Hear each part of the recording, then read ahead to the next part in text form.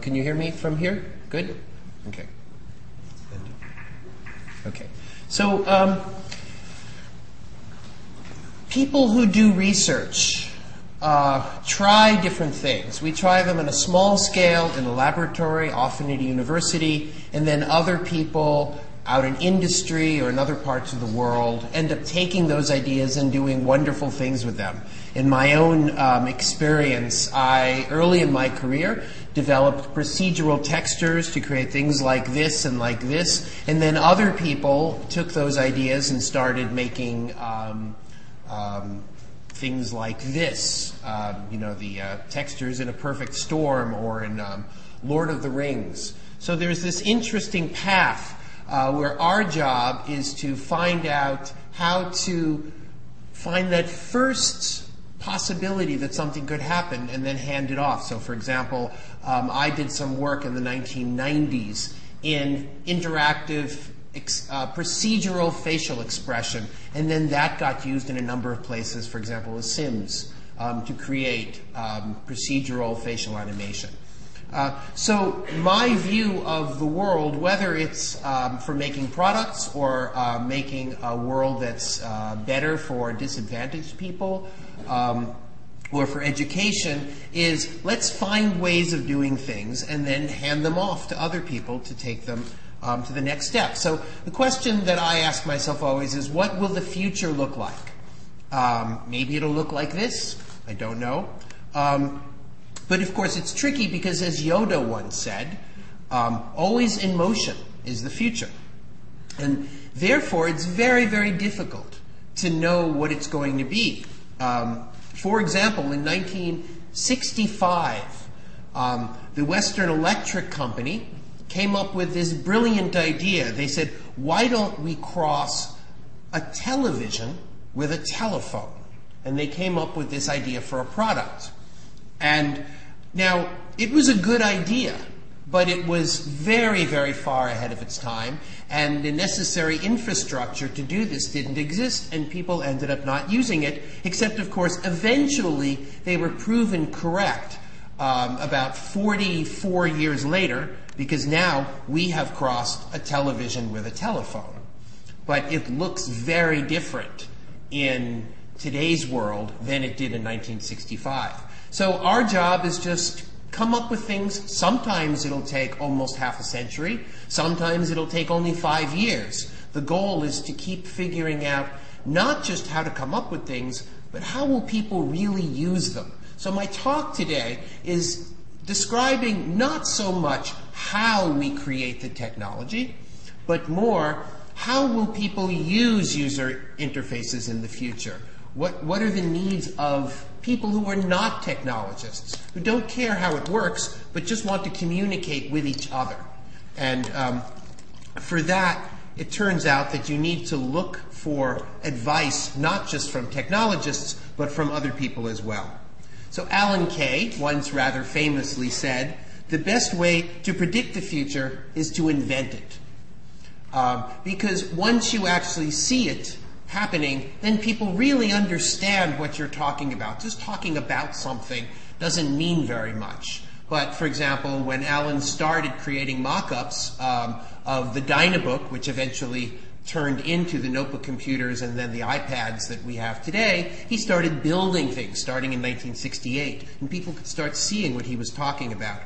So to talk about the future of user interfaces, you need to start making things. And just make something, make anything. For example, this was one concept of the future of user interfaces, although one could argue that this is not a good idea for a consumer product.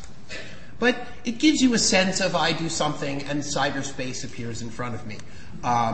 Here is another example of an experimental approach to user interfaces. This is the cave environment that was started by Tom DeFonte and colleagues at University of Illinois, where you project onto each wall and perhaps a ceiling and perhaps a floor, and somebody wears glasses and they're tracked. And from that person's perspective, it seems as though they're in another world. So then you could use this to simulate any interface. But of course, it's not practical. It costs perhaps $1 million. You're not going to have these in every home, and it takes a large amount of space. So people try different things. This is an experiment that maybe is not a good idea for a user interface. But here is something that is getting closer to an interesting idea. This is a prototype. You wear these glasses, and you can sort of see whatever you want inside the glasses. Now, there's a problem with this. The problem with this is that this architecture isolates you from the world around you. So it's not inherently a social interface. You can't see the people around you. And time and again, what we've discovered is that technologies that isolate you tend not to become adopted as much as technologies that connect you with other people. What people primarily want is to be connected with other people. Now, I had my own personal journey. Last summer, I did an arts residency at the Banff Center for the Arts up in Calgary, and they had a 3D printer there. So I started playing around with a 3D printer. How many people here have used a 3D printer? Nobody? No? How many people here want to use a 3D printer? Oh, okay. Good. That's good. Positive response. So I started printing things. I started taking some of the computer graphic programs that I had been putting out on the web as Java applets and making physical objects out of them. This was a object I had made on the computer that was a three-dimensional maze program. It builds 3D mazes, not just as a picture, but as X, Y, and Z. And here you get a sense of the size. And it was quite a revelation for me to realize that once you start making things in the real world, they have a size. Nothing really has a size in the computer screen. But there's something very emotionally powerful about seeing things that you can hold in your hand. Eventually, I enjoyed this so much that I purchased my own 3D printer. So this is the model of 3D printer I now have at home in my apartment in New York City. And I wake up in the morning and I have my coffee and I make things on my 3D printer. And it's great fun. Here's an example of one of the things I made when I was at Banff. I was very interested in taking objects that are higher dimensional, more than 3 dimensions, and bringing them down to our 3-dimensional space so that I could see them for myself. This is a hypercube. Hypercube is the equivalent of a cube in 4 dimensions. In 2 dimensions, you have a square. In 3 dimensions, you have a cube. In 4 dimensions, you have a hypercube. So I used a technology that is hundreds of years old called the zoetrope, where you make a physical sculpture where you pose something in a different position around a circle. So this is actually a static sculpture, and I've just taken pictures of it, and I turn it and take another picture and turn it and take another picture. So it's a movie of a tumbling hypercube. So in some sense, it's 5-dimensional because it's a 3-dimensional sculpture of a 4-dimensional object moving through time. Now, in some of my other research, I had played around with interactive animated characters, procedural characters. This is one of my personal research areas. So I had a set of software to be able to direct animated characters to move, to look, to reach, to walk, and to do all these things. And I thought, why not try to bring one of these objects into the physical world? So here you can see what came out of the 3D printer. I printed a number of sculptures of my 3D character walking in a slightly different position, and each sculpture he has his foot moved in a different way, and I put them around a circle. And if you take a photograph of this and then you rotate it and take another photograph and you rotate it and take another photograph, it looks as though the character is walking. And this is the little movie I made. It's actually only a 12-frame movie. It's repeating over and over again. But again, it was very exciting to me to see my own software, something that I had created that I could only see on a computer screen, suddenly coming to life in the physical world. And that got me thinking differently about the relationship between the things that we make in the computer and the physical world around us. And I realized what I really want is to bring these things out into this world, not have them only in that world. And that got me thinking about a novel that I read in 1992 by Neil Stephenson called Snow Crash, which was written 1 year before the web really took off.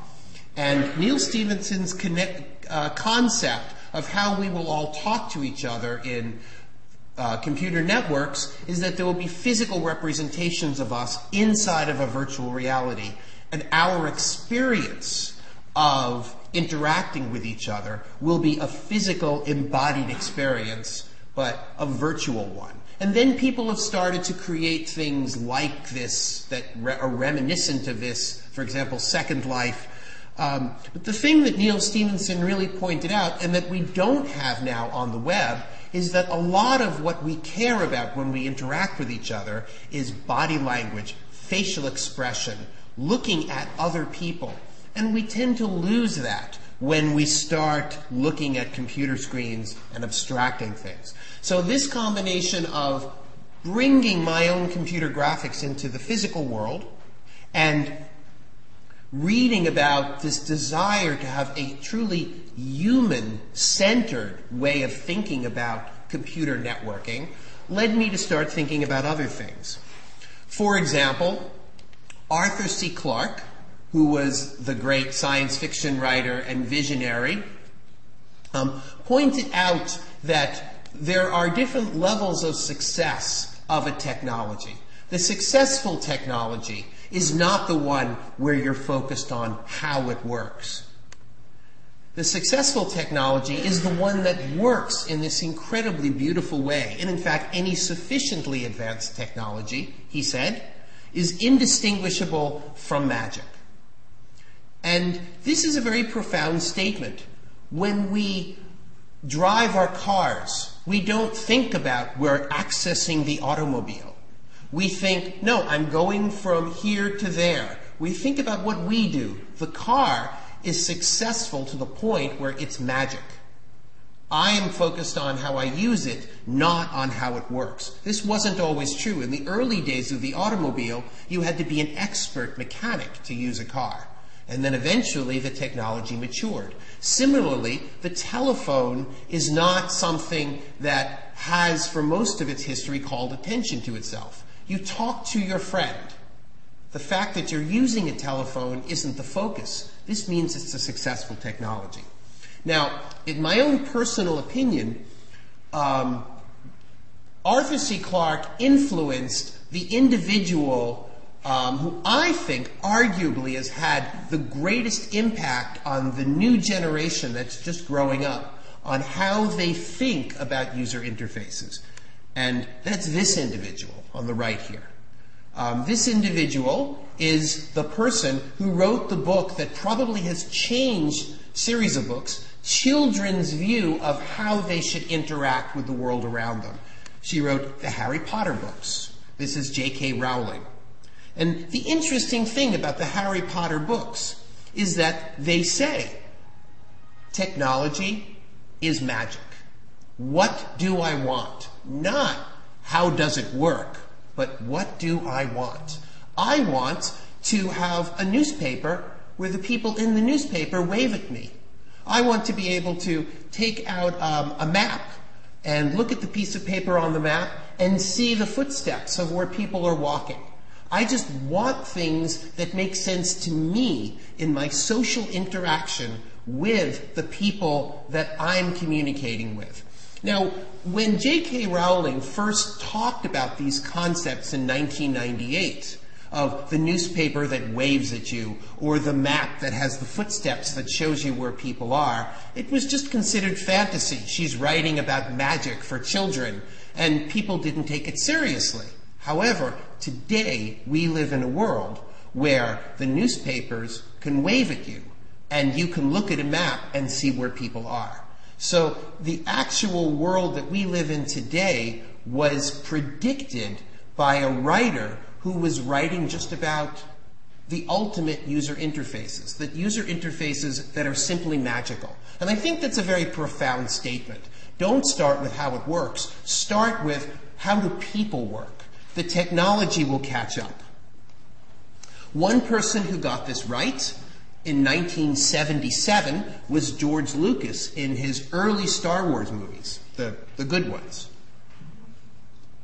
He posited technologies. He didn't think about how they would work. He just said, we live in a world where these technologies exist and we take them for granted. If Obi-Wan Kenobi and Luke Skywalker want to sit around and watch Princess Leia floating in thin air, they just do it. And there's some technology. But the important thing is they don't want to look at a screen. They want to sit around and have a conversation and see the virtual reality embedded in their world. And he was very consistent about this. You have the picture of the Death Star floating around the planet that it's going to threaten to blow up.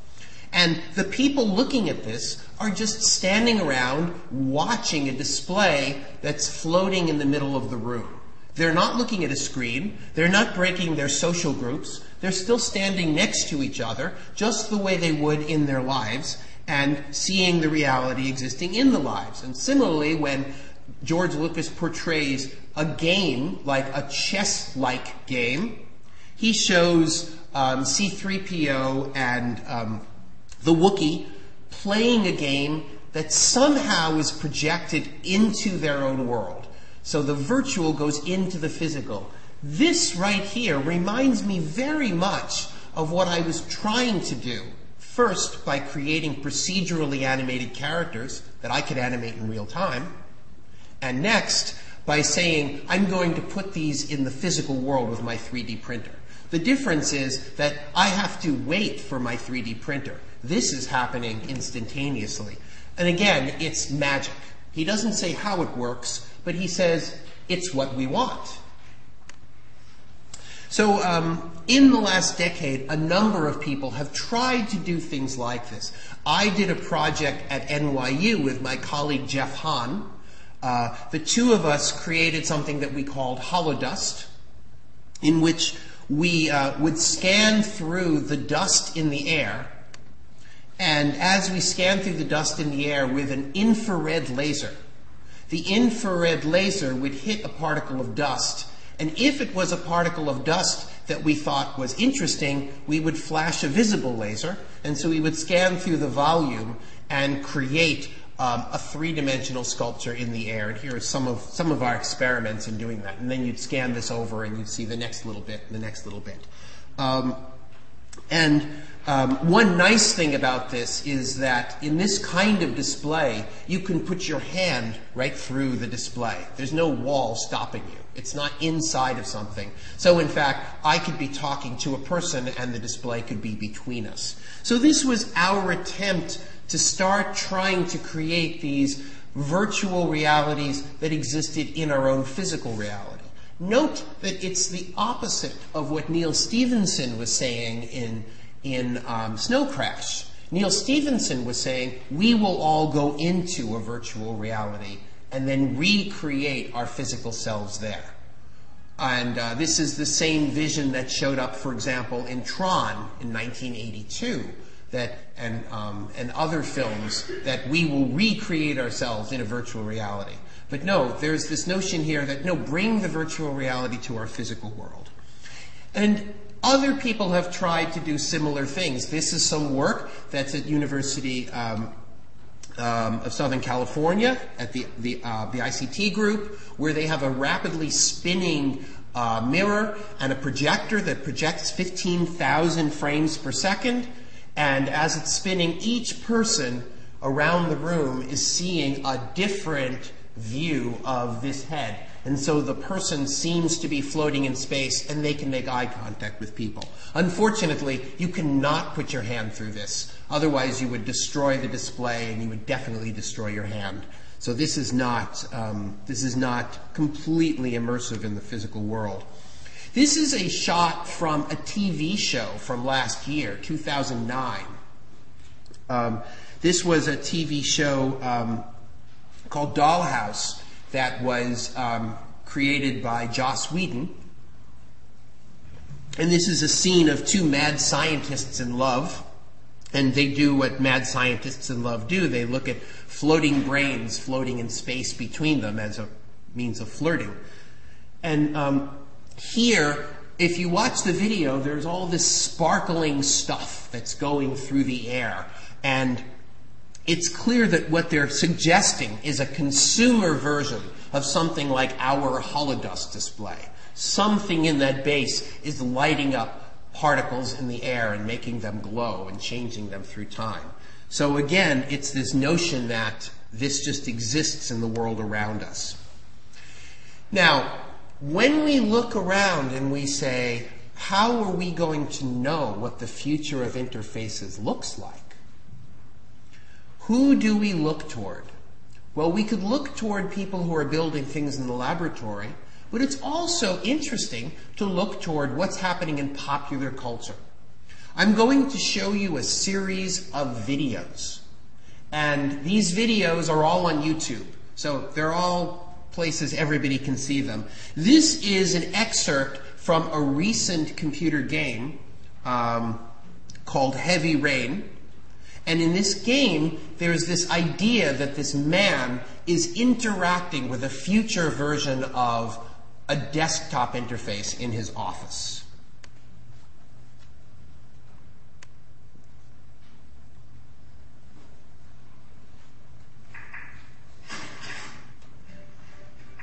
And actually, in the fantasy of the game, the only things that really exist are the glasses and the glove.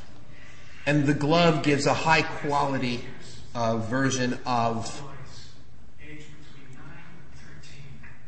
where his fingers are, and the glasses superimpose a reality onto the physical world. So he can still see the physical world around him, but he can also see something that looks like it's floating in space. And an interesting conceit is that we are seeing the video as though these are physical objects, even though, in fact, they're only objects that are created from the viewpoint of his two eyes. So there's an artistic conceit here. We're seeing a non-existent viewpoint of objects that don't exist.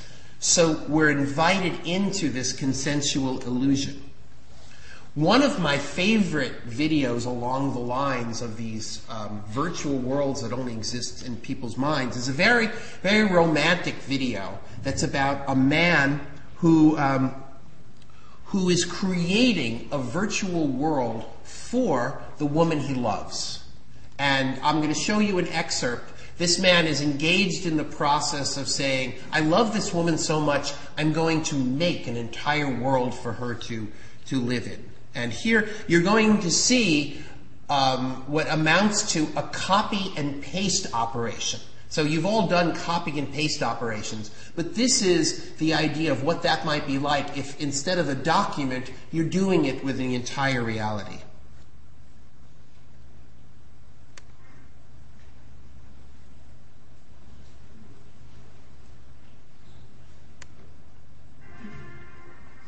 So he's just created a section of the city, and he's decided he likes it. And oh, sorry about the internet speed. I think we're all competing here for the same internet. So those of you who are reading your email instead of watching, yeah, okay. So notice, there you go. He's got the little avatar of it here, but he's placing the physical object.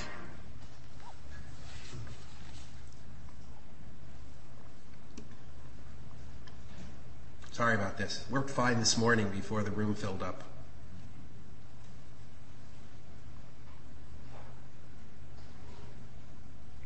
Oh, well, I may give up on this one.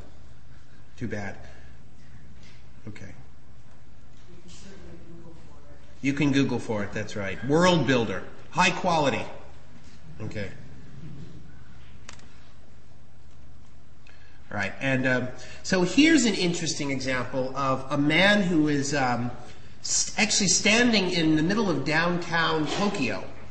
And unlike the previous videos, this one is not a trick. This one is really happening. He's holding a card, and the card is white, but I'll tell you before you even see the video that in the four corners of the card, behind it, there are 4 little infrared LEDs shining from behind it. And facing him, in front of him, is an infrared camera that is tracking the position of those 4 LEDs. And there's a projector that's projecting imagery onto this thing.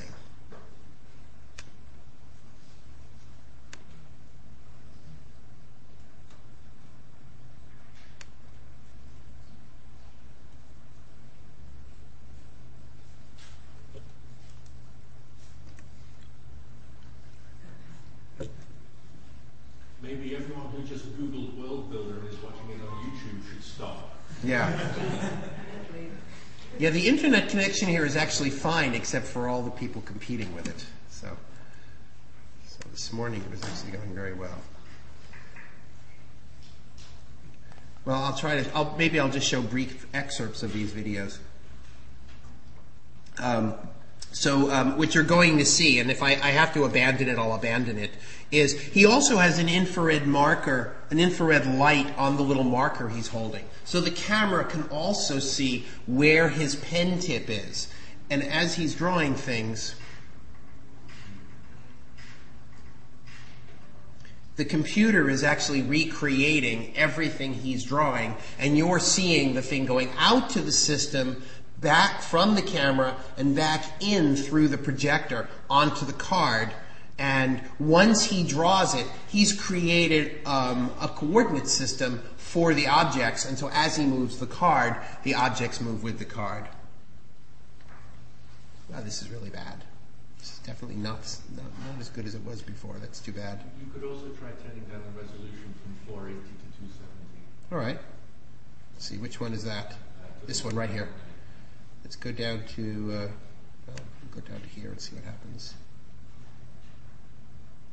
No, it's really unhappy.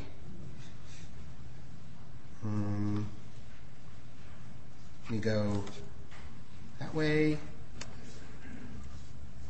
That way. Oops, that was my next slide. Go down to here. No, I think we've hit saturation on the internet. Okay. So that's okay. Hopefully, if people can gradually stop using the internet, then the next time I show a video, we'll see it. But this one, I think, for now, we're at a lost cause. See, maybe I can show you shots from it. No. Okay. Oops.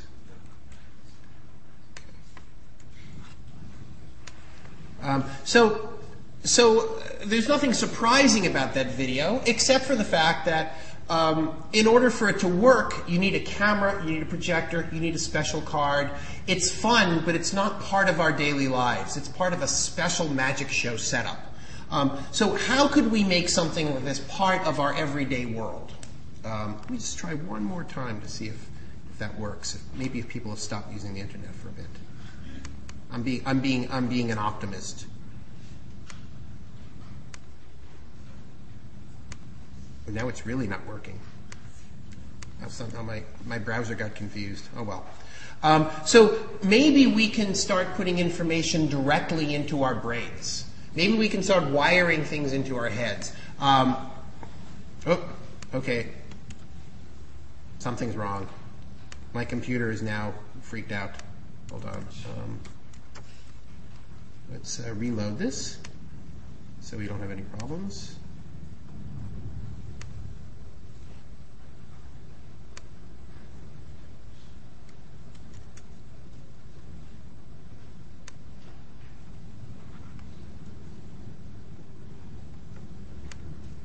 See if this works.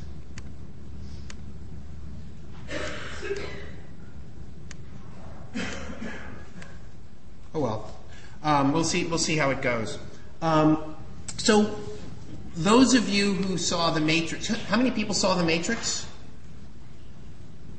Some people didn't see The Matrix. Wow. How many people saw Tron?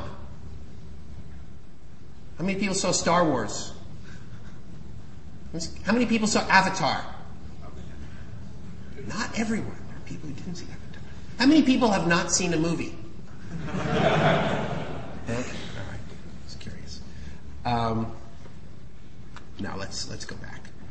So those of you who saw The Matrix know that The Matrix pretty much agrees with Neil Stephenson in this idea that we go into a world that is completely recreated for us in all of its details, but none of it's real. It's directly tapped into our brains. And in fact, the physical body is not used at all. Only the brain's idea of a body is used. And so this is one possibility. And people have done research in electrical stimulation, in putting things into different parts of the brain, figuring out how to map. If I stimulate this, then I have this perception and this muscle activity. And this mapping has gone pretty far. In fact, people have built these chips that go inside the skull and connect with actual brain tissue, but it's a very difficult proposition. For one thing, your brain tissue rejects these implants after several weeks. It realizes on some biological level that this is foreign invasion, so it's not, at least by current technology, it's not a viable long-term solution. And also, there are many things we don't understand about how the brain works. So this is, in some sense, not necessarily the best way of doing this. There are these other approaches. One could perhaps build a magic contact lens that you put inside of your eye. And when you put it inside of your eye, you end up, the contact lens somehow creates a display in the world around you. In fact, there's a Professor Parviz at University of Washington who is taking the first steps toward doing something just like this, making components, electronic components, that go into a contact lens and gradually asking all of the very difficult questions. One of the things that's a problem about this is that the contact lens is in the wrong place in the optical system. The contact lens is not out here where our lens can image it. The contact lens is over here. And over here, the problem is that you can't use our own internal optical system of our lens if you're creating an image that's over here. So you'd have to use completely new imaging techniques, some of which don't quite exist yet, and you'd have to power it, and you'd have to get electricity to it, and then you'd have to make it so that the eye doesn't reject it. So it's a very difficult thing. I think this will eventually happen, but I think it's not going to happen in less than 15 years. It might happen by the quarter of a century mark, perhaps. But there are many enabling technologies that don't exist yet for this. So what can we do meanwhile to create the display that just floats in front of us? Well, there's a whole set of technologies that are collectively called retinal displays. They're called retinal displays because rather than having an explicit screen out here, instead, an optical system uses the optical system in your eye, much the way that the objective of a microscope or a telescope uses the optical system of your eye. It allows your eye to start doing a lot of the work of finishing the optical system. And this allows you to create small personal displays. This looks very clunky. This is not clearly not a consumer item at this point. It's by Microvision, but it does have one very interesting innovation. And the innovation is this thing right here. That element that you're looking at allows this man to look straight out through a clear window, and at the same time, through that same clear window, an image is coming in. The way it's happening is that the module up here is sending different parts of an image down to different parts of this. They're hitting little micro prisms embedded in this and then being sent into his pupil from different directions. And because the microprisms are sparsely placed, most of what he sees comes from the outside world, and because the microprisms are very close, he doesn't actually explicitly see them, he just sees the various rays of light. So this is an enabling technology that one could see building toward eventually having an unobtrusive display. The Micro-Optical Corporation has tried things like, let's put a little 45-degree prism that's very small. It does interfere somewhat with the left eye, but the right eye is looking out unimpeded, and the idea is to make these things smaller and smaller. And in fact, something that was shown this is a Brother Electronics, showed this in an electronics show in Tokyo within the last year, and you can see that this is a dual-purpose reflector, so that she is actually able to look straight out past the eye, even with the left eye, while at the same time this little module is sending an image into her head. Now, this isn't the answer to the question of the magic thing floating in front of you. This is one component of it, because just having this isn't good enough. If I wanted to have a virtual version of this glass floating in front of me, it's not good enough for me to just be able to have a display. I also need to have something that tracks the position and orientation of my head faster than the screen refresh, so that as I move my head around, a computer can be recreating in real time where the object is supposed to go. And in fact, it has to be error-free, otherwise the object will appear to swim physically in the physical world, and it won't be believable. Steve Feiner at Columbia University has been working on augmented reality for a number of years, but one of the things about most academic research, including his, is that it's seen as a sort of a specialty item. You need very large hardware. You need, it's not integrated into your everyday life. A pioneer, in a way, has been Steve Mann. Steve Mann has made it his mission to say he is going to wear augmented reality glasses all the time. And at first, when he started his research 20 years ago, he had these giant backpacks, and he had these big goggles, and he'd have to walk around looking like the Borg from Star Trek. Now it would be a problem because he wouldn't even be able to get through airport security with things like that. But since then, he's gotten it progressively smaller and smaller and smaller, and now he just has a pair of glasses that just has, if you notice, this single line through it, and this line has here and here these two little display devices. And he also has little unobtrusive cameras, so he can look out and figure out where he's looking, and the computer can figure out where he's looking. It's still problematic, because if you look at Steve Mann, you look straight at him, you can't quite see his eyes, because they're blocked by these displays. So there's something about this particular display device that actually really isn't all that socially friendly. Now, Thad Starner at Georgia Tech has compromised. He has these glasses, and you can see he has this little square right here that it's basically a prism, and if you look very carefully, you can see a module over here that's hitting the prism and shining light into his eyes. So you can look directly into his right eye, but not quite with his left eye. And he is trying to work out the whole system of I gesture and I say something, and the computer understands from things that I say and do that are part of my social life what my intent is in getting the computer to give me information without removing me from the world. Those of you who have smartphones, whether you have iPhones or you have Android or you have one of these other smartphones, everybody knows that as soon as you take out one of these smartphones and you look at it, you're disrupting the social contract. You're no longer in a conversation with another person. So the goal eventually would be to not disrupt the social contract. By the way, I visited Georgia Tech recently, and Thad wasn't there. And I spoke with his colleagues, the other faculty members in his department. And they told me, Thad doesn't know it, but when he thinks that I think he's talking to me, but he's actually reading his email, I know he's reading his email. So there is a problem. He has a slightly distracted look, and he's pretending to be talking to them. So there are some other issues to be worked out here. Now, Blair McIntyre, also at Georgia Tech, he's doing something different.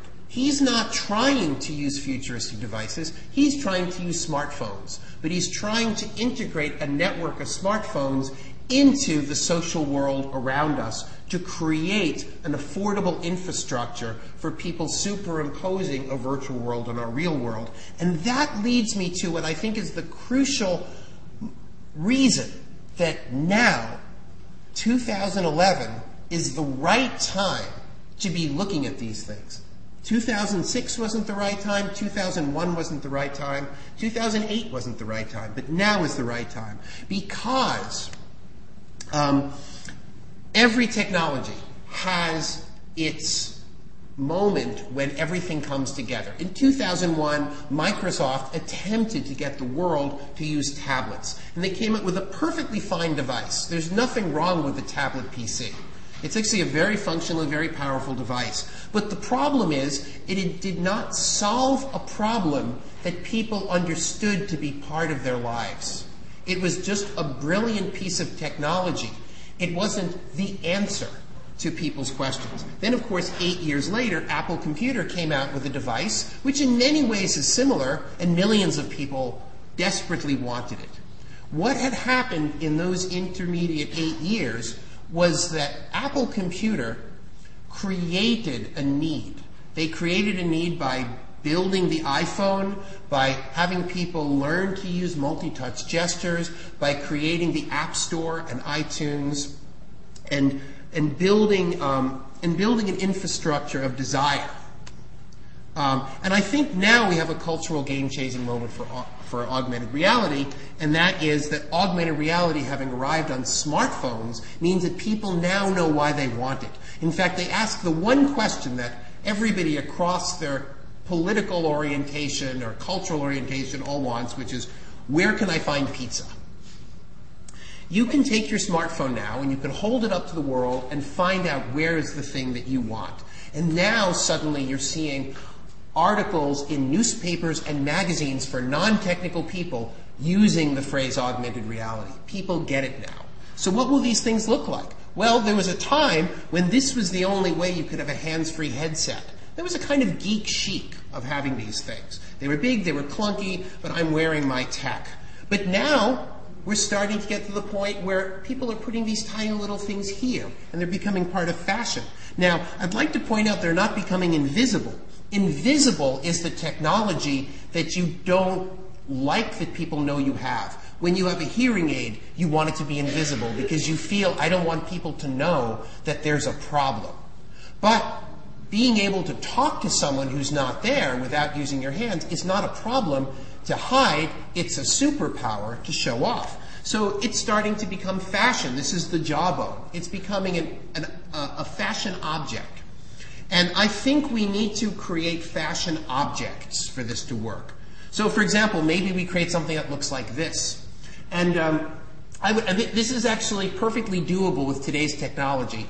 Unlike the contact lens solution, you could actually use this as basically a slightly more refined version of those prisms that send light from a display that's clipped to your ear. But you could do even better with today's technology, because in fact you could put a contact lens that has nothing in it at all, no electricity, except that on a nanoscopic level it contains little ridges that respond to the right light. This is a standard industrial product. This is a nanoscale mirror.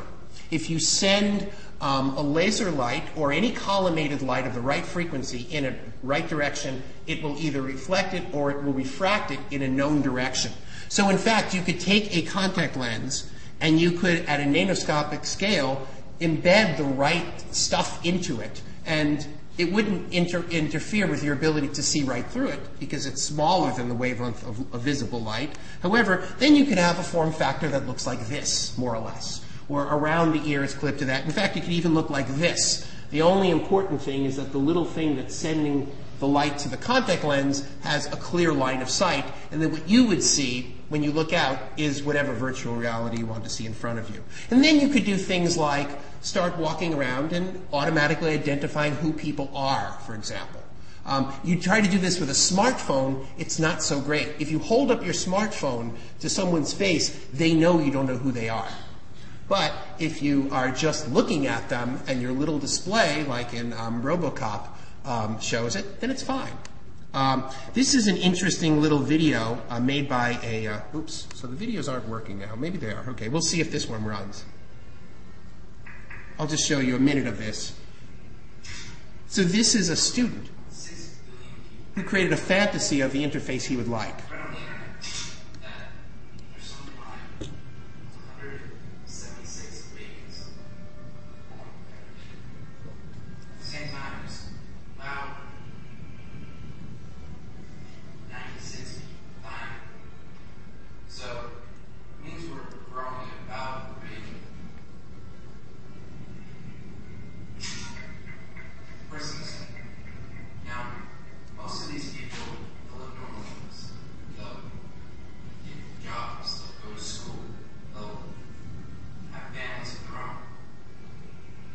So notice what happened there. All he's using is his hands, and the fantasy is that a technology exists that's tracking his fingers, like a futuristic version of Microsoft Kinect, and that we see what he's seeing superimposed on him, so he's having a conversation with him, and all the with us, and all the cyberspace is merely an augmentation of the social conversation we're already happening.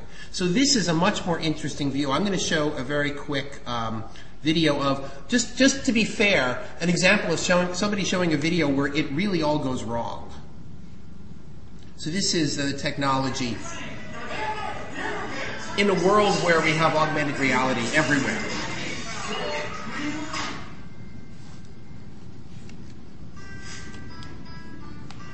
This is a man in an augmented reality world making a cup of tea.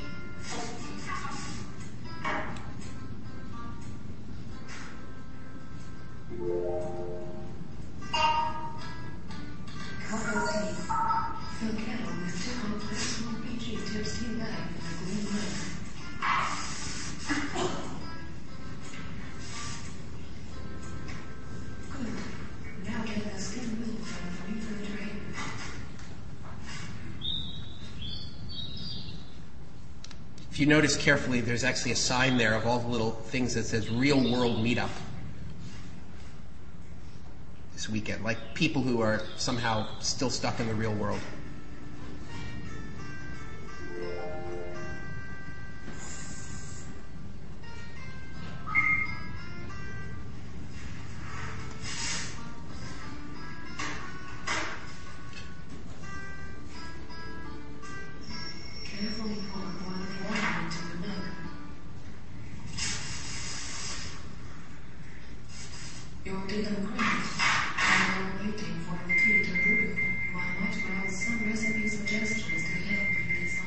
Then, of course, he goes out of this virtual reality, this calm one, and goes into the uncontrolled one.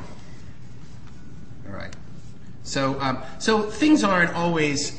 So I would argue that it's not necessarily a good thing or a bad thing that we can do this. It's up to us what we want to do with this. We could live in a world where books are replaced by empty bookshelves, but we end up seeing virtual versions of the books. In fact, many of these issues are actually discussed in Werner Vinge's Rainbow's End, which is a recent novel that says, suppose we had Professor Parvis's contact lenses, and we could track everything and superimpose them. And he discusses how this could be both good or bad things.